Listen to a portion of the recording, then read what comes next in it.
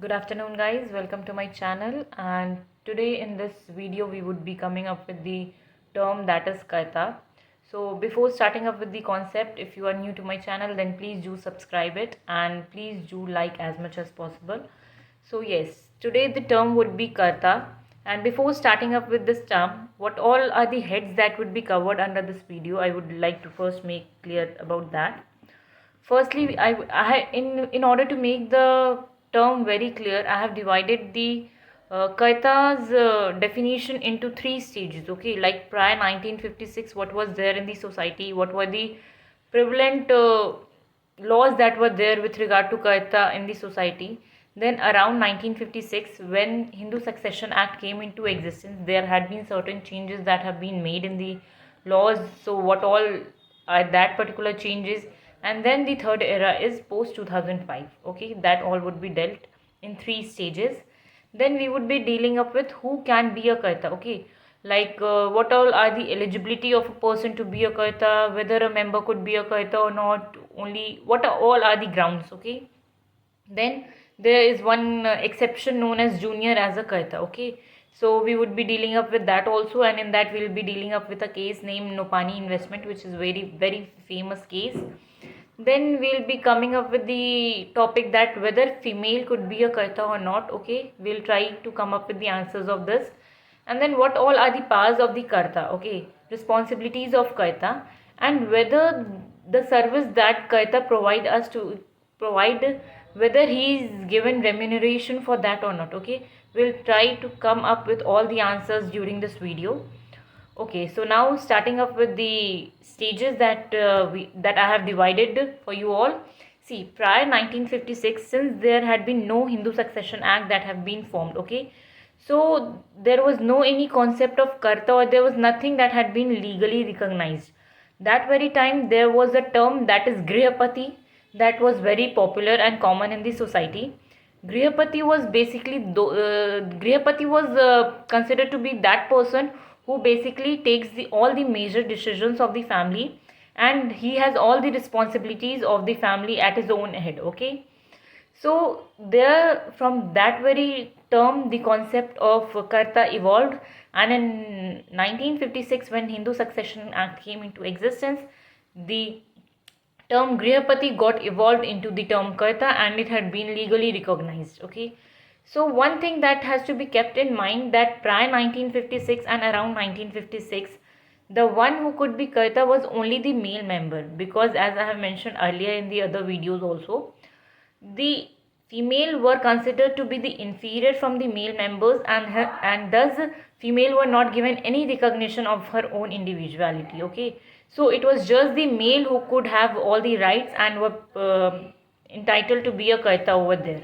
Okay, so now what have been certain changes that have been brought post 2005. Okay, so now if we see post 2005 laws, there had been certain amendments made in generic. Okay, in Hindu Succession Act, that is, now post 2005, daughters, that means female, have been given an equal entity, that too as a male members. That means both male and female are at equal footage now, which brings us to the conclusion that now if we are supposed to say that whether female comes under the could be a kaita or not, then the answer would be yes, because now female is as much as equal to as much as a male. Okay, so if she is the eldest one, then she could be the kaita. Okay, so one thing that has to be kept in mind for in order to define kaita is basically that the person should be the eldermost person in the family,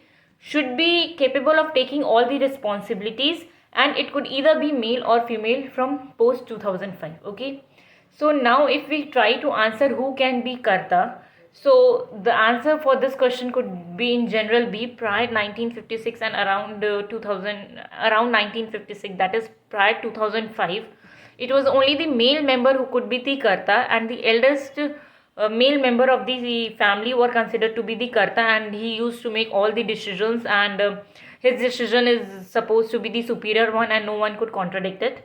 But now if we see post 2005, female has also received the same equal status as the male, and thus she is even entitled to be the karta. Okay, so it's male and female both who could be the karta. Now, one thing that has to be taken into a consideration that in context of who can be a karta, it's not that anyone could be a karta, like strangers coming up in the family and being a friend. We cannot make anyone a karta of the family. Or it's irrelevant how good friend he is or whatsoever. Okay, even all the members that we have in our Hindu joint family, everyone is not entitled to be karta. Okay, one thing that has to be kept in mind is, for the person to be a karta, he must be a co-partner. Okay, he must be one of the co-partners only. So the karta, the one who would be having the responsibilities of the family, who would be the karta, would also be in a way co-partners. Okay, then only he could be a karta. Now there may be a confusion that what would be the situation of if a child is adopted or okay.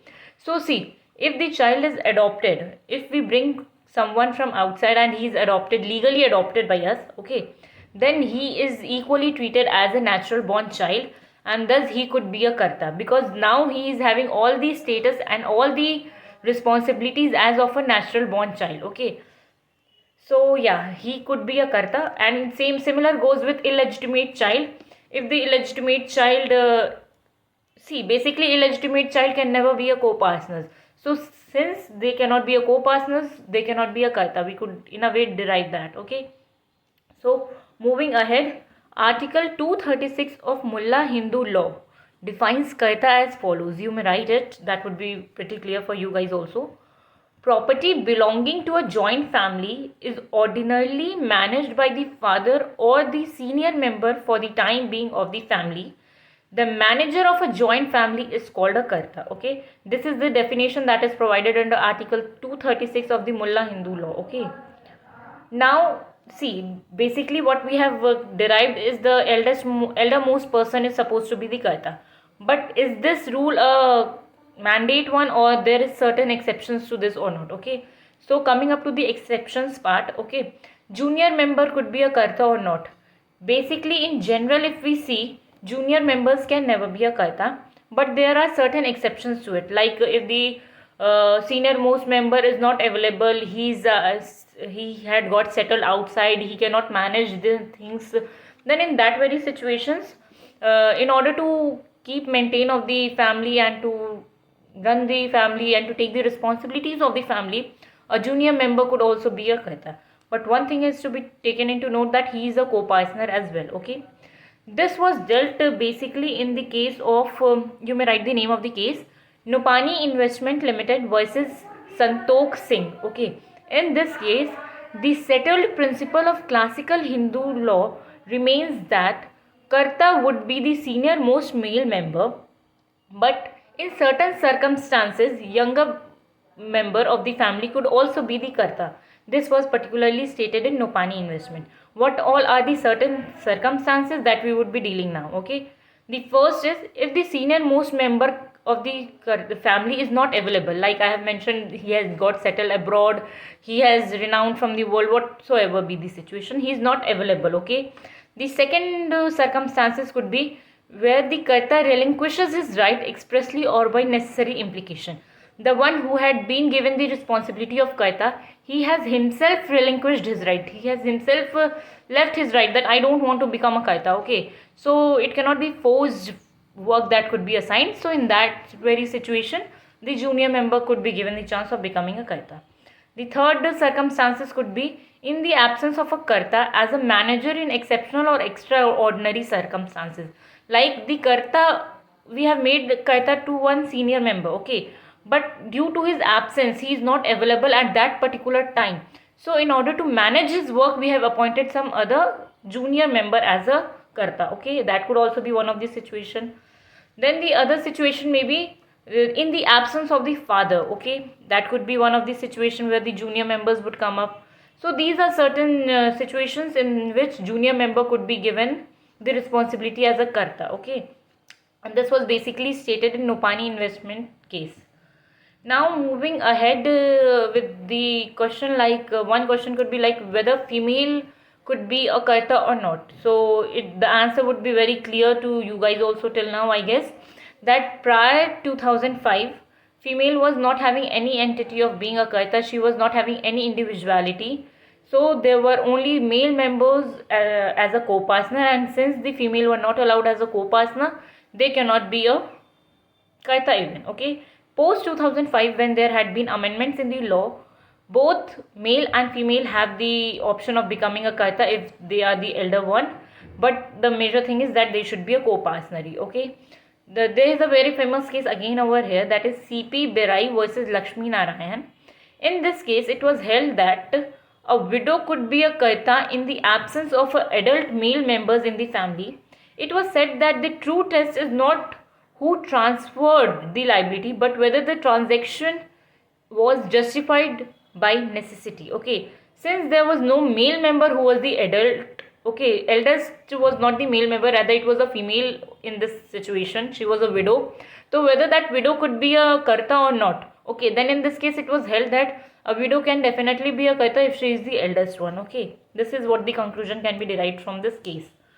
Okay, now moving ahead with what all are the powers of Karta. Okay, there are basically I have divided the powers into 7 heads. Okay, there are 7 powers in broad which we could say of Karta. Okay, first one is power to manage family affairs. As we know that Karta is the one who is having the complete responsibilities of the family. They are supposed to make the major decisions, and they are entitled to come up with all the decisions and take the major steps for the family to run. Okay, so in order for that, they have to manage the family's affair. Second one is right of representation. See, basically when there are much more people, everyone won't be representing the family at large in everywhere. Like if you have any case in the court, okay, so it won't be that everyone is going, anyone can go and represent. It would be the Karta who has been appointed as a manager. In a way, he is a kind of a manager that we could understand till now. Okay, so he is only having the responsibility of representation from his end of the family. Okay, the third part is power to receive and spend the family income. All the income that is pulled in the family, that is joint family. Okay, all the incomes come under the guidance of Karta, and he is only supposed to decide where to spend that particular income, and how much to spend that, and how to run the family. Okay, power of alienation. The power of alienation is given to Karta itself. Liability to account. What all are the amounts that are coming, debit, credit of the amount, balance, everything has to be kept in the notice of Karta. Karta is only the one who would be managing all the affairs. Okay. Sixth is power to acknowledge and contact debts. In order to fulfill his all the debts, he is only supposed to contact other people and to arrange all the financial issues whatever occur. If he has given certain loans to someone, then he is only bound to take that back, and in order for that he is supposed to contact other debtors and all. Okay, last is power to settle family disputes. If any disputes arise, like if there is certain case in which you have to visit court or something, any issues like that, it would be the Karta only for the smooth working. If we see anyone going every day, if the person is changing, like stating that I am the member of this family, that won't help. Rather than one person representing the complete family, that would be a better option also, and it would be a good systematic way. Okay, so for that there is the option of Karta, and Karta is appointed in the joint family. Okay, now see, if the Karta performs these functions, these powers they perform these functions, these are the responsibilities of the Karta. So one question is whether they are paid for this, what all are the remuneration that is given to Karta for this particular work which they perform. Okay, so the answer to this would be that the remuneration is nil. That means Karta is not provided with any such remuneration for the work which he does. Okay, because there is no any such remuneration kind of work which he is performing. But if all the co-partners together wish to give something, like in order to motivate him, like that he is working this much, so for that particular purpose, if all the co-partners feels that he should be paid something, then in that way he could pay remuneration to Karta. But in general, if we see, Karta is not paid a single penny for the work which he performs. Okay, whatever service he render, there is nothing payment option that is given to him. It's only up to the decision of co-partners, not the members I am mentioning. Only the co-partners, if all of them agree together, then they could pay certain amount as a remuneration to करता. Okay, so I hope I am very pretty clear with this. If there is any doubt, then please mention that in the chat box. I'll definitely answer that. Okay, bye bye, take care.